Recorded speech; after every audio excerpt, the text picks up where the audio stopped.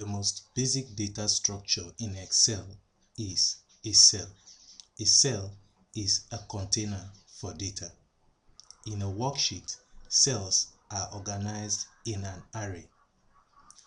Each cell is addressed with a combination of column character and row number.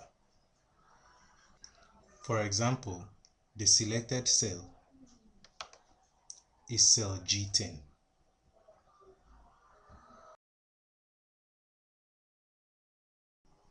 The address of a selected cell will normally appear on the name box. In fact, you can get to any cell on the worksheet if you type the cell address on the name box and hit enter on the keyboard. For example, to get to cell A2, type A2 on the name box, then hit enter on the keyboard.